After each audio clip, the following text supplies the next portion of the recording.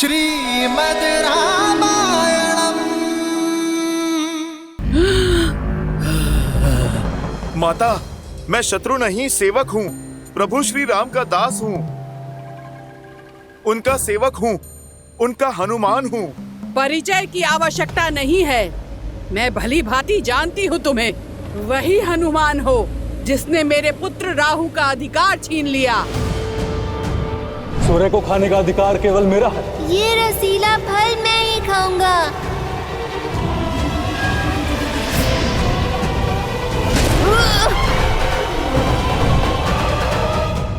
अब दशानन की सेविका का कर्म भी पूरा होगा और राहु की माता का प्रतिकार भी।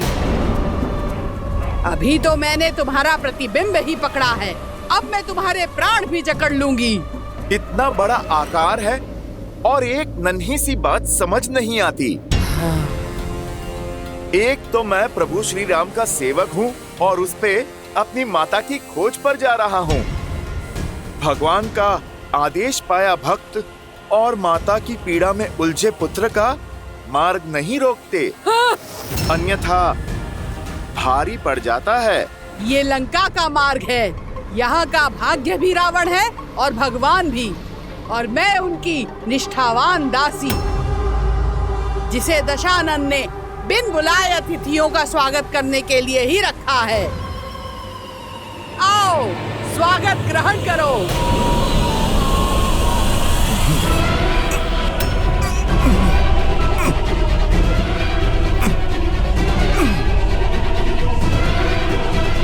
अरे पहले आप देख तो लो, पकड़ा किसे है?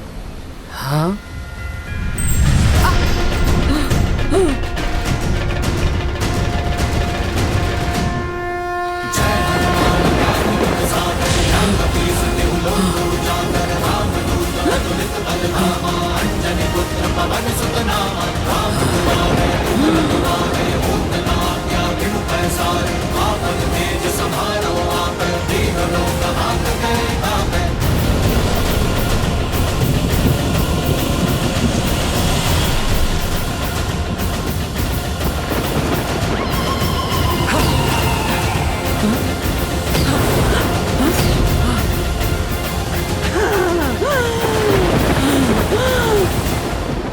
दुष्ट मायावी वानर, सिहिका से खेलते हो।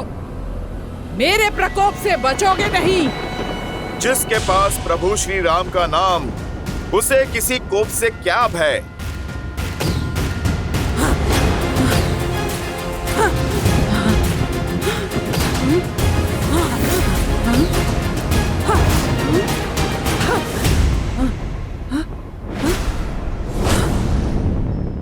इनकी परछाई क्यों नहीं दिख रही है?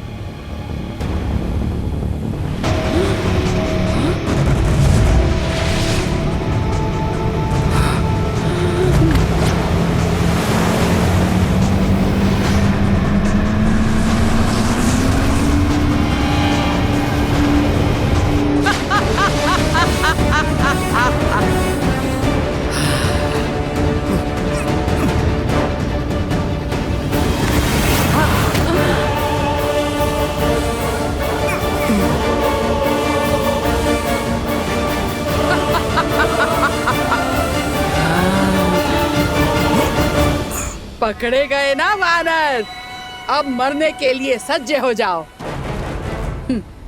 जितना छटपटाना है छटपटा ले, अब तेरी कोई युक्ति काम नहीं आने वाली। जैसी आपकी इच्छा राहु की माता।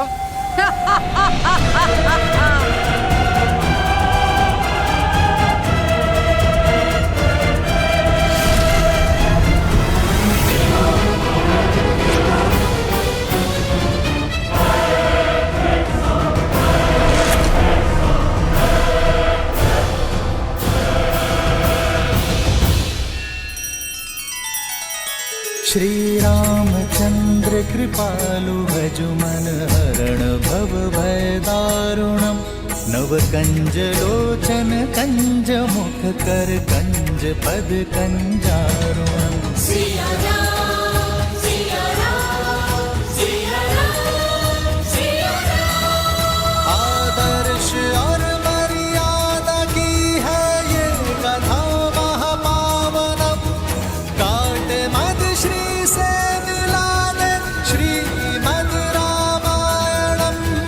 श्रीमद् रामायणम् सिया राम सिया राम सिया राम सिया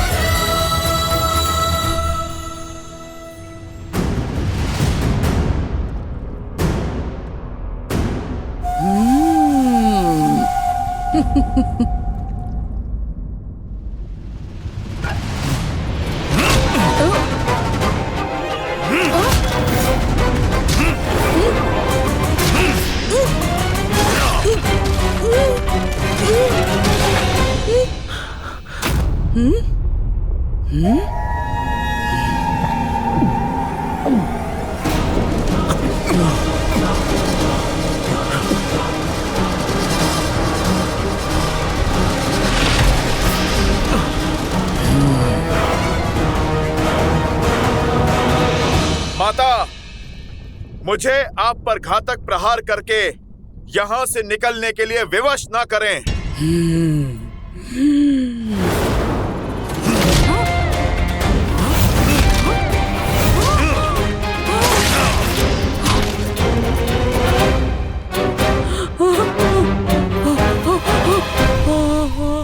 इतना समझाने के बाद भी आप नहीं समझी। उद्देश्य बहुत ही बड़ा है और समय बहुत कम। मुझे जाना होगा। जय श्री राम।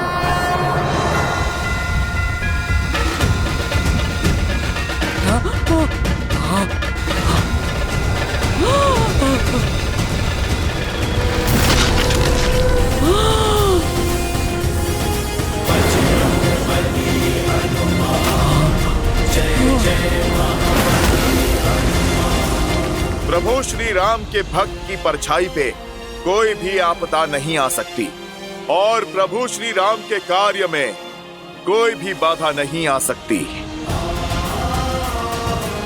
सीता माता मिलेंगी, खोजेगा उनका ये पुत्र हनुमान। जय श्री राम।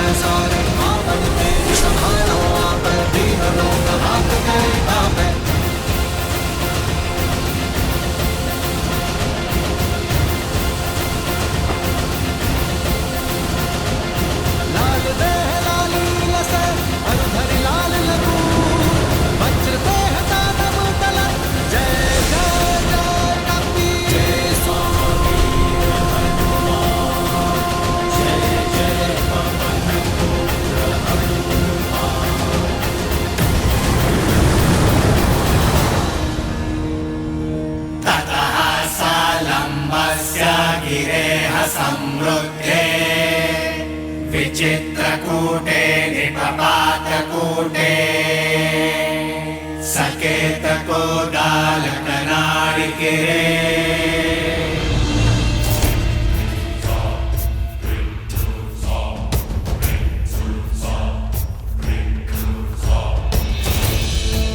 जाओ जाओ।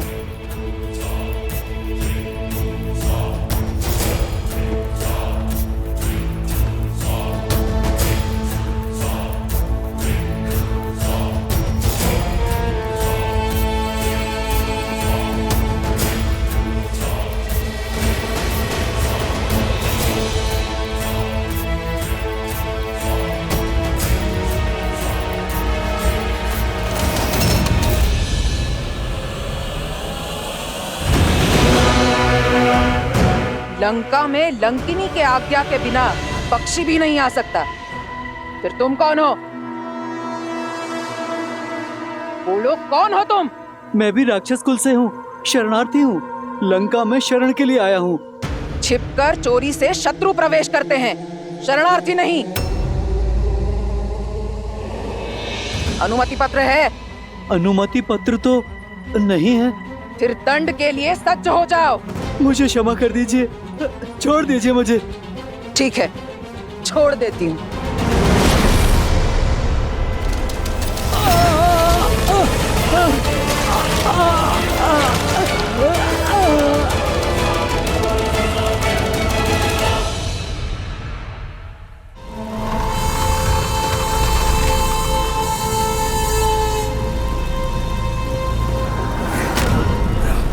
मुझे छिपकर लंका में प्रवेश करना होगा। किसी को मेरा भेद पता नहीं लगना चाहिए, अन्यथा माता सीता संकट में पड़ सकती है। जय श्री राम। जय श्री राम।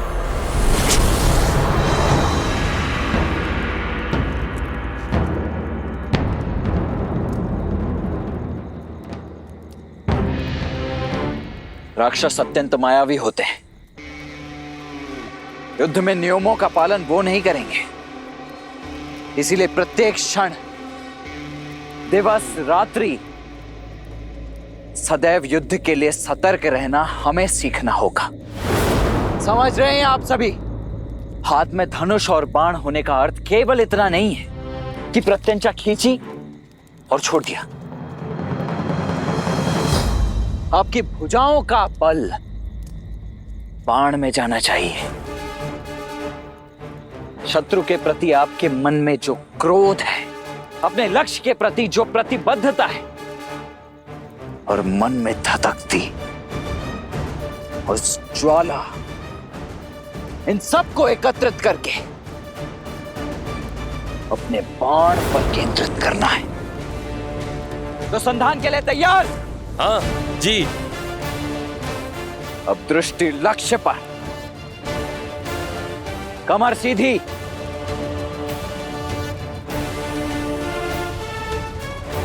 अब पूरा बल लगाकर खींचो। प्रहार।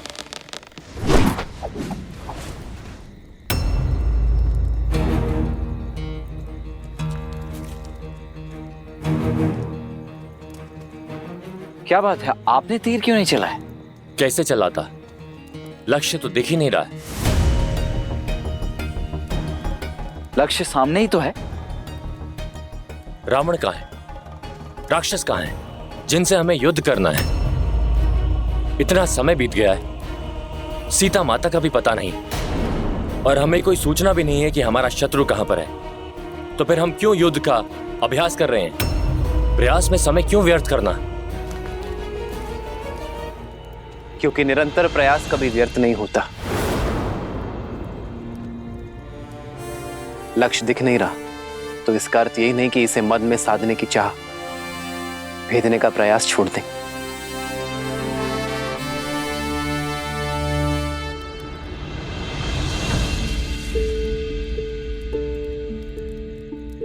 जब बीज बोया जाता है तो ये नहीं पता होता कि वो अंकुरित कब होगा, किंतु फिर भी हम इसे सींचने का प्रयास करते रहते हैं, इस आशा के साथ कि ये बीज एक दिन अवश्य पनपेगा, और बीज भी इस आशा के साथ अंकुरित होने का प्रयास करता है कि उसे सिंचाई मिलती रहेगी। यदि सींचने वाला ही आशा और प्रयास दोनों छोड़ दे तो ये बीज अंकुरित होकर भी वृक्ष नहीं बन पाएगा।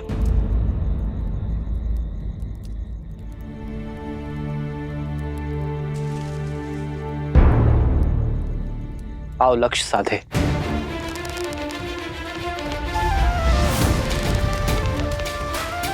दृष्टि लक्ष्य पर, भुजाओं का बल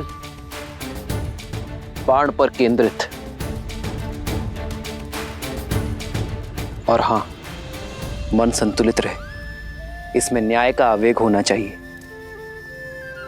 भावनाओं का उद्वेग नहीं।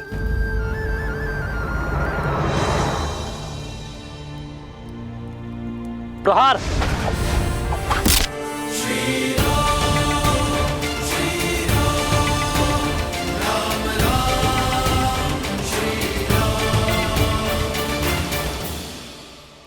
और स्मरण रहे, जिस लक्ष्य की खोज में हम हैं, उसका बीज बनकर वीर महाबली संकट मोचन हनुमान गए हैं। आशा का अंकुर अवश्य फूटेगा। जय महावीर हनुमान, जय जय पवन पुत्र हनुमान।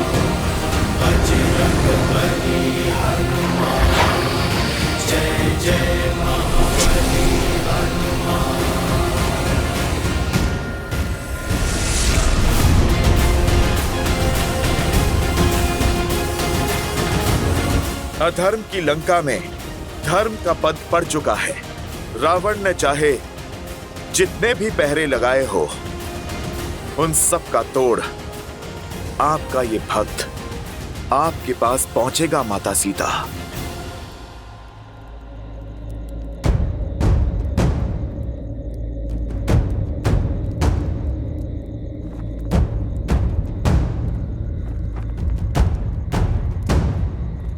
जय श्री राम। मसक समान रूप कपी धरी, लंकहि चले सुमीर नर हरि। इस छोटे से छिद्र से मैं लंका में प्रवेश करूंगा। किसी की भी दृष्टि नहीं जा पाएगी मुझ पर। ओम नमः शिवाय। शिवाय। ओम नमः नमः शिवाय। ओम नमः शिवाय। शिवाय। ओम नमः नमः शिवाय। शिवाय। ओम नमः शिवाय। ओम नमः शिवाय। ओम नमः शिवाय। पूजा पर ध्यान दो मंदोदरी। इस बात ही आंचल का झुलसना किसी अनिष्ट का सूचक है दशानन। महादेव के समक्ष किस बात का भय? जिस रावण को कालों के काल महाकाल का आशीर्वाद प्राप्त हो, उसके परिवार में, उसकी लंका में कोई अनिष्ट नहीं हो सकता। काल और भाग्य किसी के दास नहीं होते हैं दशानन। वायु के छोटे से झोंके और अग्नि की छोटी सी लौ से आंचल जला है मेरा। आज आंचल पर आँच आई है, कल को यदि लंका पर कोई आँच आ गई तो आप क्या करेंगे? स्मरण रहे, तुम महादेव के परम भक्त रावण से बात कर रही हो। वो रावण जिसकी लंका में वायु और अग्नि भी फूक फूक कर पांव रखते हैं। रावण की इस लंका में शत्रु और अनिष्ट के लिए कोई स्थान नहीं है।